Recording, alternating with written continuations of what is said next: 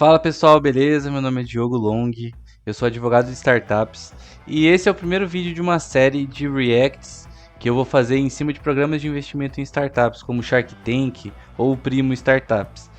O meu intuito aqui é realmente mostrar para vocês, a partir desses vídeos, algumas questões importantes dos investimentos na prática, tá? Seja em relação ao que acontece no mercado, as boas práticas dos investimentos em startups e também algumas questões jurídicas em relação aos contratos, que se um dia você passar por uma rodada de investimento ou se você estiver recebendo investimento ou já tiver passado por isso, você com certeza vai estar vendo muita coisa do que eu vou estar falando para vocês, beleza? Então esse é o primeiro vídeo de uma série de 3 de um mesmo episódio. Eu encontrei um episódio do Shark Tank em cima de uma empresa chamada Bionic Cook, e ele é muito rico em informações relacionadas ao contexto de investimento em startups.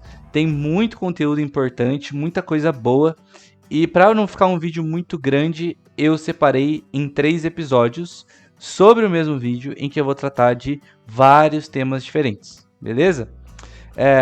Esse é o primeiro vídeo que eu tô fazendo de React, então eu queria muito que você que tá vendo aí me desse alguns feedbacks, falar o que foi legal, o que não foi legal. Esse é um teste, eu não tenho nenhum microfone para isso, eu tô usando do meu headset mesmo. Tô usando uma luz que dá a luz do dia, enfim, foquem no conteúdo aqui e no que vocês quiserem, vocês também me deem um feedback sobre outras questões. Mas enfim, vamos lá, a gente tem que começar de algum jeito e é assim que eu tô começando. Bom, no episódio de hoje eu vou falar de mútuo conversível, vou falar de valuation e vou falar de cap table. Então, primeiro eu vou dar um contexto do que a startup faz, qual é o produto que ela oferece, para vocês darem uma olhada realmente do vídeo, né, para eu fazer o react. E em seguida eu vou pulando o vídeo para as partes específicas que eu quero ensinar para vocês, que é o Mutual Valuation e também o Cap Table, beleza? Então vamos lá. Meu nome é Fábio, sou o criador e fundador da Bionic Cook, fast food robotizado. A empresa é um fast food, um equipamento que na verdade é uma loja, porém com manipulação 100% por um robô. O diferencial da Bionic Cook é uma alimentação saudável dentro de um ambiente de produto sendo feito por fritura por imersão. É possível sim ter uma alimentação feita com uma fritura por imersão de forma saudável, que é o nosso grande propósito. Então pessoal, é só um parênteses aqui, eu já comi nesse robô da Bionic Cook, é muito bom. Eu comi um churros, um salgadinho uma vez que eu fui viajar para São Paulo. Eles têm uma lojinha lá no aeroporto de Guarulhos. Eu passei lá, eu gravei. No final do vídeo eu mostro para vocês, mas é muito bom mesmo. Quando eu vejo as pessoas comprando na Bionic Cook, a sensação que eu tenho é de dever cumprido, que atingiu seu objetivo, que agradou o paladar e a expectativa de experiência do consumidor.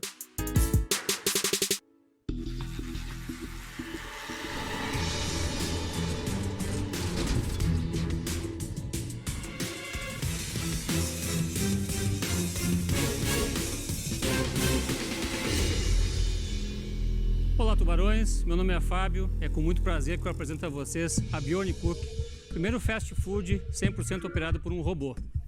Nosso modelo de negócio é uma loja, que na verdade é uma máquina, que prepara lanches sob demanda do consumidor.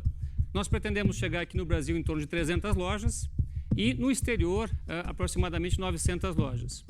Para realizar este plano de investimento, nós estamos buscando um aporte de 3 milhões e 500 mil reais, e oferecemos 7% do negócio aos investidores. E aí, tubarões, quem gosta? Então vamos lá.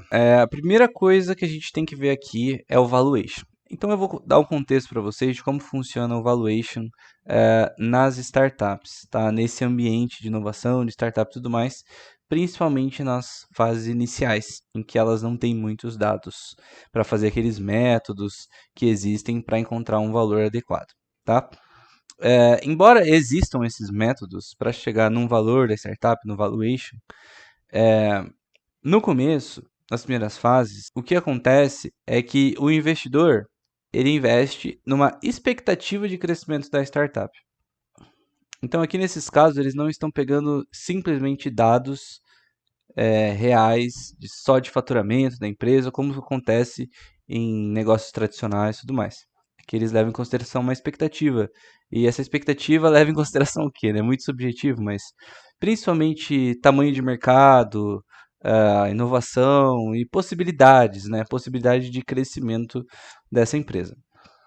Perfeito. Então, agora que você sabe como é feito o valuation, como que a gente sabe qual que é o valuation da empresa nesse caso?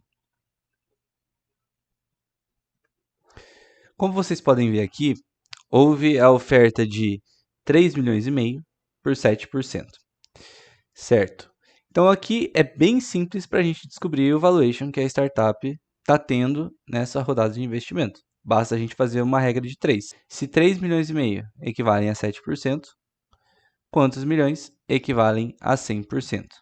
Nesse caso aqui, a startup está com um valuation de 50 milhões, que é o resultado dessa regra de 3. Legal. E agora entram dois conceitos muito importantes dentro do valuation, que é o valuation pre-money e valuation post-money. O valuation post-money é aquele valuation depois da entrada do dinheiro. Nesse caso, depois que entrar os 3,5 milhões, você concorda comigo que a startup vai ter 50 milhões de valuation? Logo, o valuation pre-money, ou seja, antes da entrada do dinheiro, seria o valor total da empresa, 50 milhões, menos o valor do aporte, dariam 46 milhões e 500 mil reais. Esse é o valuation pre-money. Talvez não fique claro por que você tem que saber isso agora, mas eu já te adianto. No decorrer do episódio, vocês vão ver a Camila, a outra investidora, a outra Shark, falando desse jogo de valuation, certo? Ela vai ligar com o assunto de down round, que eu vou falar no próximo vídeo. Vai pegar no pé dos outros investidores em relação a isso. Eu vou explicar tudo no próximo vídeo também.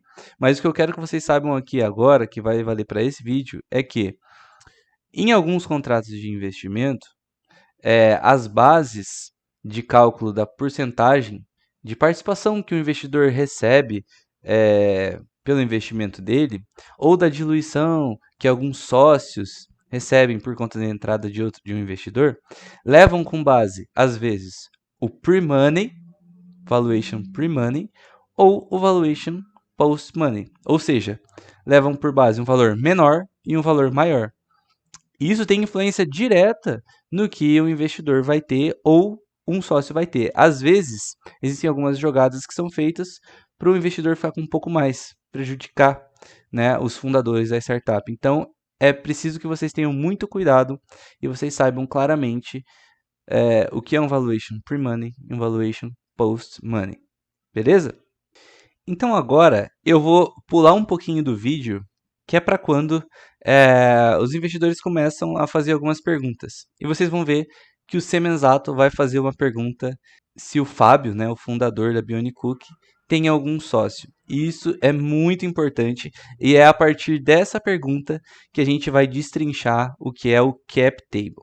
Estamos entrando como loja própria para validar modelo, para ter segurança, para entrar no processo de franquia no momento adequado. Eu imagino que 2 anos mais ou menos para entrar em franquia. Ô Fábio, você tem sócio? A Bionicuk hoje ela existe uma holding, que é uma holding então da nossa família, né, que detém 97% do negócio, e uma pessoa física figurativa que detém 1%. Nós agregamos alguns pequenos sócios, que fizemos um processo de captação via contrato de mútuo. Então temos alguns pequenos que são grandes parceiros, inclusive um deles aqui de São Paulo. Quanto é que ele aportou por quanto? Ele aportou 250 mil reais. Por quanto? 2,5% naquele momento. 2,5%? 2,5%. Tá. Legal. Então vamos lá. O que é o cap table e por que eu escolhi essa parte aqui para falar com vocês e explicar? O cap table é a organização de todas as pessoas que possuem participação na sua empresa. Entre as pessoas que estão diretamente num contrato social da sua empresa, se você for uma sociedade limitada, né, então vai ter o nome dela, participação lá, isso vai ser uma informação pública, e aquelas pessoas que detêm um direito sobre a participação da sua empresa. Então ela não vai estar diretamente num contrato social, por exemplo, mas ela vai ter um direito ali. E por que o Semenzato perguntou isso?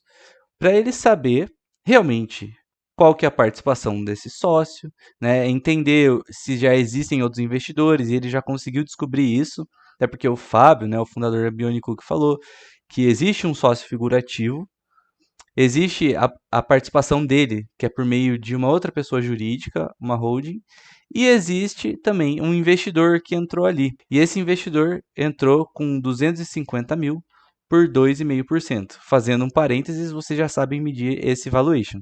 Que no caso, fazendo uma regrinha de 3, daria um valuation de 10 milhões de reais.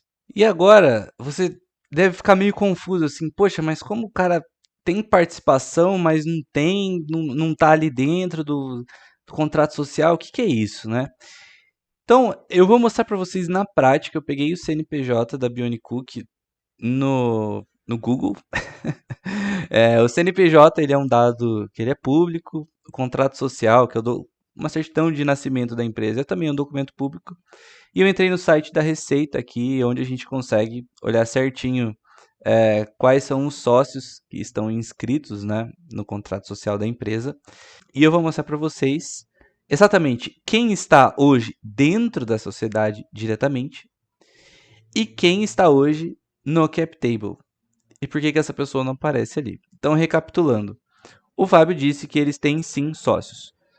Primeiramente, o dono da maior participação da Bionicook é uma holding, certo? Que é uma holding da família dele, ou seja, uma holding nada mais é do que uma pessoa jurídica que detém participação de outras empresas. Um sócio figurativo. Esse sócio figurativo ele era utilizado um pouco mais antigamente, quando para você formar uma sociedade limitada você tinha que ter 2 sócios pelo menos. Hoje você não precisa mais desse sócio figurativo, mas algumas empresas ainda têm. Esse sócio figurativo era só para você abrir a empresa, ele não faz nada geralmente, tem uma participação de 1%. Então ele não representa muita coisa ali. E ele tem um investidor. Então quando eu abrir aqui, vocês vão ver que no capital social da empresa, ou seja, no documento que mostra todas as pessoas que estão diretamente com a participação, não existe um sócio investidor. Existem só 2 sócios, que é a holding e o figurativo. E eu vou mostrar para vocês agora.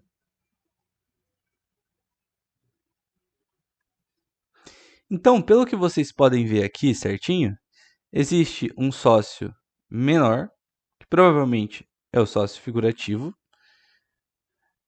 Existe o Fábio como administrador, então isso aqui não quer dizer que ele é sócio, quer dizer que ele é só o administrador da empresa.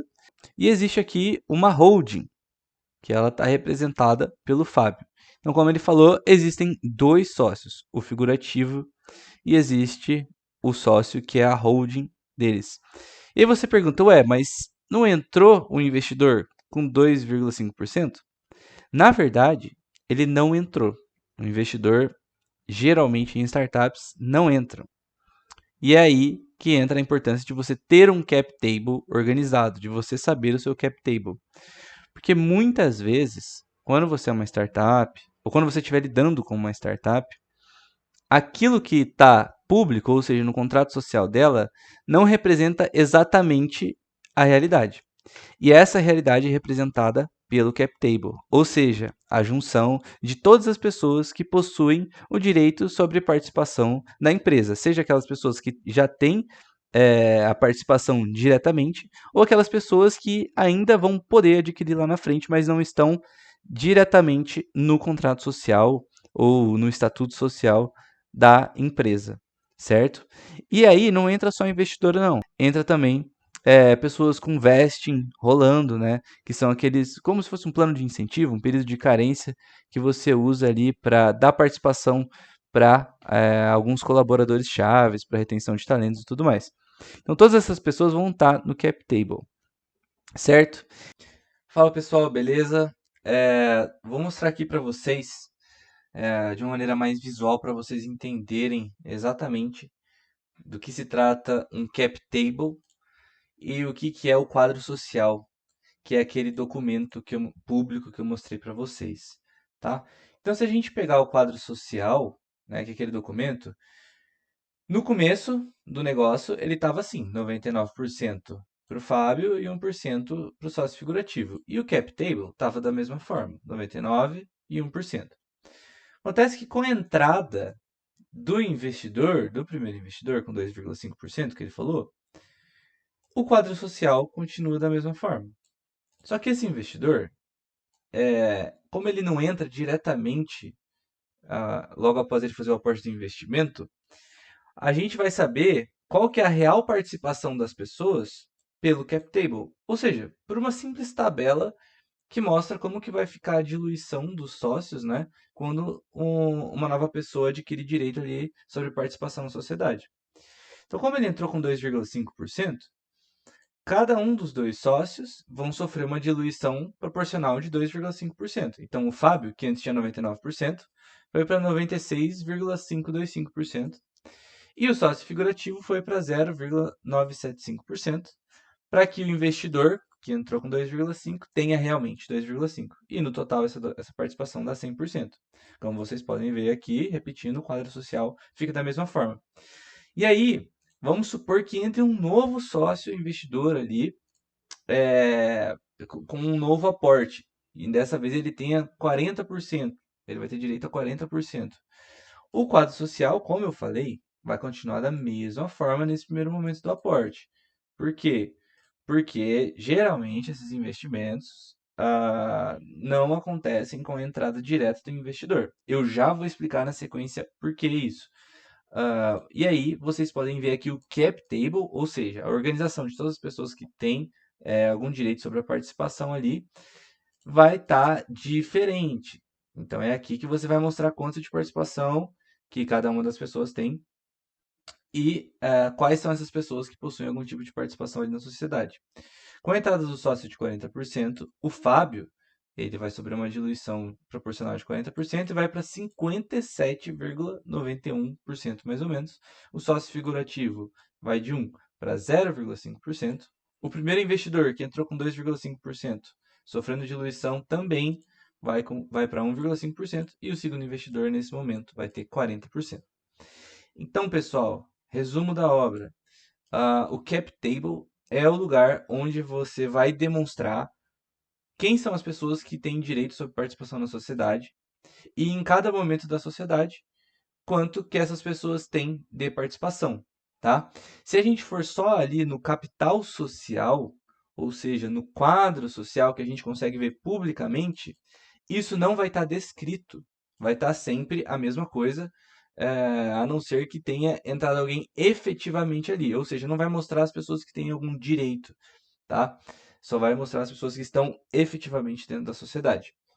Então, quando você quiser fazer um cap table, você pode fazer simplesmente por uma tabela mesmo, ou existem alguns lugares, como a Basement, é uma empresa que ela cuida da organização do seu cap table. Porque no começo da startup você tem poucas pessoas entrando, então fica fácil de fazer. Mas depois você começa a dar direitos para outras pessoas, né, como alguns planos de incentivo, fazer alguns vestings com as pessoas, e aí começa a dar uma desorganizada. E é sempre importante que você tenha organizado para saber quais são as participações dos sócios, das pessoas que estão ali dentro.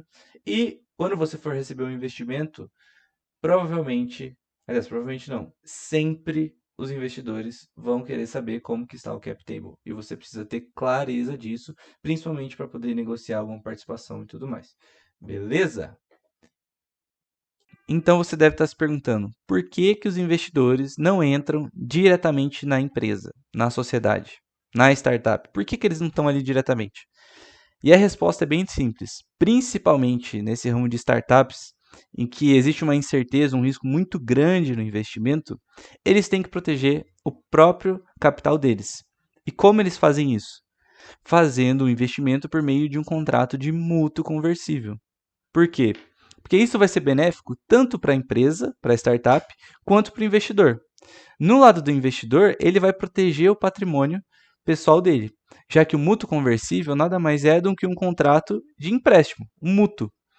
Só que lá na frente, ao invés do investidor pegar esse dinheiro de volta, ele pode optar pela conversão desse empréstimo em participação societária. Só que enquanto essa conversão não acontece, ele ainda fica fora da empresa, da startup, mas ele tem o direito de entrar. E é por isso que ele não aparece num documento público, e sim no cap table. Entenderam como que funciona? Conseguiram visualizar?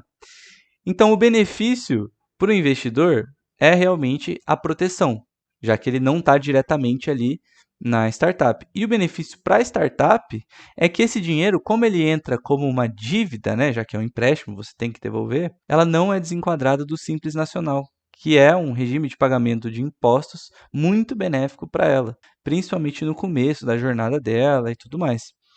Então, é bom para os dois lados, pelo lado da startup, porque ela vai continuar pagando menos impostos ou vai ter um benefício fiscal muito grande, e pelo lado do investidor, que ele vai proteger o patrimônio pessoal dele.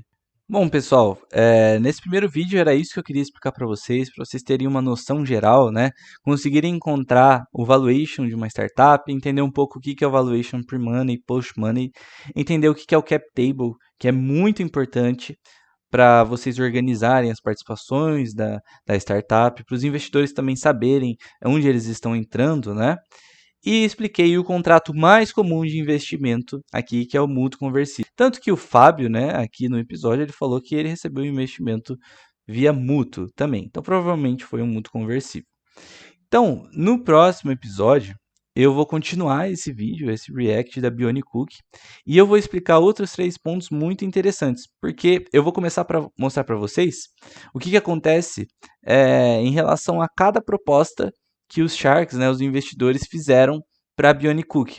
Cada proposta tem alguns detalhes diferentes e eu vou conseguir abordar para vocês o que? Primeiramente, o que é um investimento com condições. Segundo lugar, o que é uma opção de compra, que é outro contrato de investimento.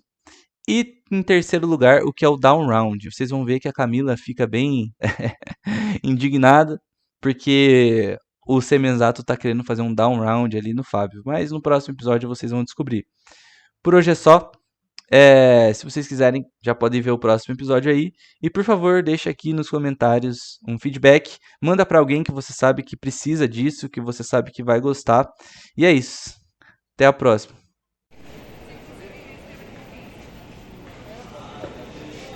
Olha só.